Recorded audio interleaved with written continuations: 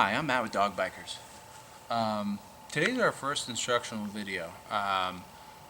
It's centered on the importance of maintaining proper heel position while you're riding with your dog. And I've determined that the most ideal heel position is an imaginary line that comes out from the center of the tire and that connects with the tip of your dog's nose. This is important because your dog's going to be trained to follow the very front of the tire.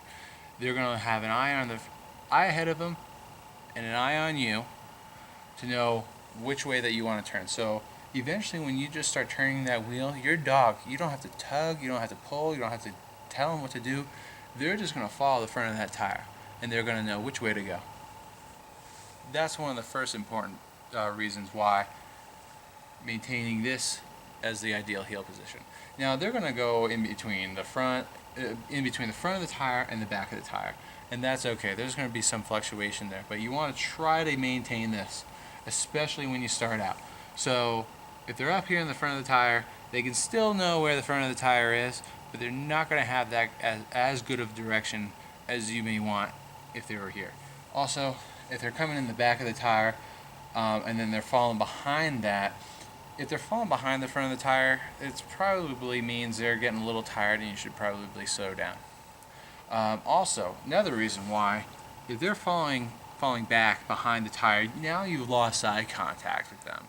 You can't tell whether or not their head has turned to say, oh, there's a squirrel or a ball over there, I'm about to go dash off.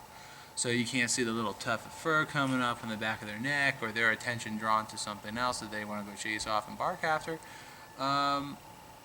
Or they have a hurt paw, something like that.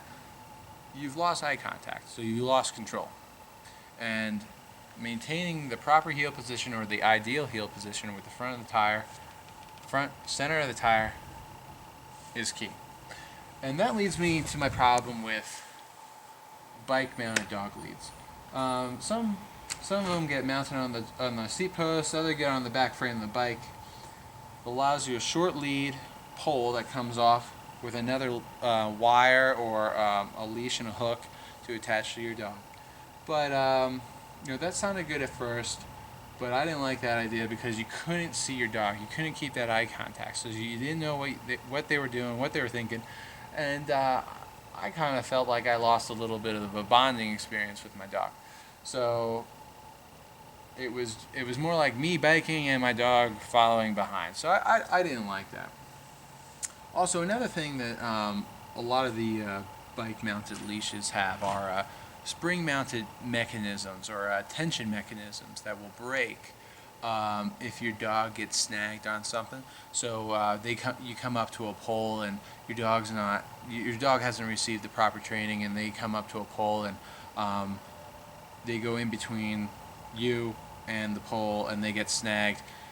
These mechanisms, they're safety mechanisms, so that your dog doesn't really get rung up and you don't go flying off your bike. That's great, but it allows your dog to then get released and off on a busy sidewalk, or heaven forbid, off into a busy street. So that is why I always recommend maintaining control of your dog with your hand on the leash and your hand on the bike. It's just a better, safer experience. You're going to have a lot more fun, and you're going to have a better bonding experience with your dog. I guarantee it. Haley and I have been doing it for 3 years, and each time we go out, we have a blast. So if you're interested in finding out some more information about Dog Bikers, hit us up on Facebook, or you can email me at topdogbiker@gmail.com. Really hope to hear from you, and thanks.